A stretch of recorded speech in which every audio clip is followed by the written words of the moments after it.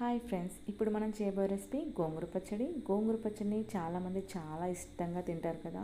ఇది వేడివేడి అన్నంలో వేసుకుని తింటుంటే చాలా అంటే చాలా టేస్టీగా ఉంటుంది. అలాగే అందులో అక్కడక్కడ ఉల్లిపాయ ముక్కలు వేసుకుంటే ఇంకా టేస్టీగా ఉంటుంది. దీన్ని చాలా సింపుల్గా అలాగే చాలా టేస్టీగా ఎలా చేయాలో ఇప్పుడు చూద్దాం. దీనికోసం స్టవ్ వెలిగించి ప్యాన్ పెట్టుకుని అందులోకి 1 టేబుల్ స్పూన్ వరకు పల్లీలను తీసుకొని వాటిని స్టవ్ని లో ఫ్లేమ్లో పెట్టుకొని దూరగా వేయించుకోవాలి. హై ఫ్లేమ్లో పెట్టకూడదు.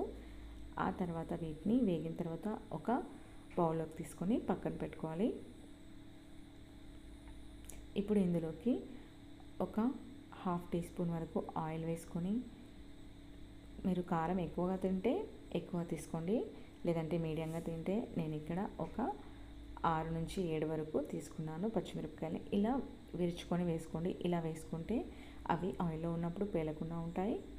ఆ తర్వాత ఇవి కొంచెం ఫ్రై అయిన తర్వాత ఇక నేను 2 కట్టల వరకు గోంగూరని తీసుకున్నాను. 2 కట్టల గోంగూరని శుభ్రంగా కడిగి ఇలా ఆకుల్ని తెంచుకొని వేసుకోవాలి. ఆ తర్వాత ఇందులోకి ఒక 1/4 టీ స్పూన్ వరకు సాల్ట్ వేసుకొని చక్కగా మంటని లో ఫ్లేమ్లో పెట్టుకొని ఇలా ఫ్రై చేసుకోవాలి. ఇలా ఒకసారి బాగా కలుపుకున్న తర్వాత దీనిపైన మూత పెట్టుకోవాలి. మూత పెట్టుకొని మరొక 2 నిమిషాల పాటు లో ఫ్లేమ్లోనే పెట్టుకొని మగ్గించుకోవాలి. ఇలా మగ్గించుకున్న తర్వాత దీన్ని మూత తీసుకొని చూస్తే చూడండి, ఇంకా కొంచెం వాటర్ ఉన్నాయి కదా, ఈ వాటర్ అంతా ఎగిరిపోయే వరకు ఉంచుకోవాలి.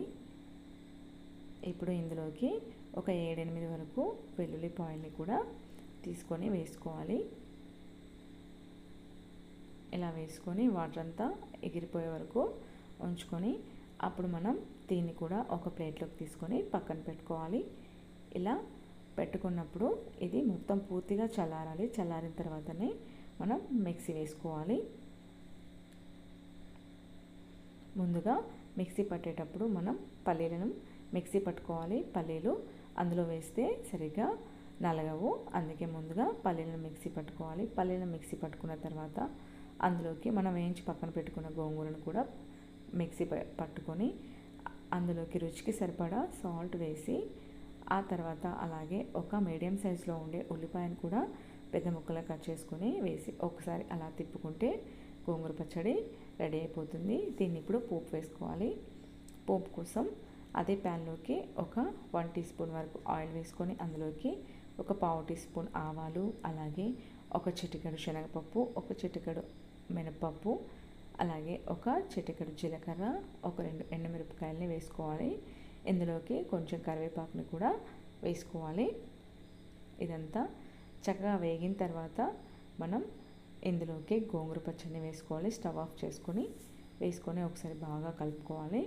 కలుపుకున్న తర్వాత ఎంతో టేస్టీగా ఉండే గోంగూర పచ్చడి రెడీ అయిపోతుంది. ఇప్పుడు దీన్ని ఒక బౌల్లోకి తీసుకొని సర్వ్ చేసుకుంటే ఎంతో టేస్టీగా ఉండే గోంగూర పచ్చడి రెడీ అయిపోతుంది. ఇది ఫ్రిడ్జ్లో పెట్టుకుంటే బాక్స్లో పెట్టుకొని ఒక 1 వీక్ వరకు చాలా టేస్టీగా ఉంటుంది. అలాగే ఫ్రెష్గా కూడా ఉంటుంది. మనం ఎప్పుడు కావాలంటే అప్పుడు తీసుకొని చక్కగా తినేయచ్చు. ఇది చపాతీ, దోశతో కూడా తినవచ్చు. చాలా టేస్టీగా ఉంటుంది. ఈ వీడియో మీకు నచ్చినట్లయితే లైక్ చేయండి.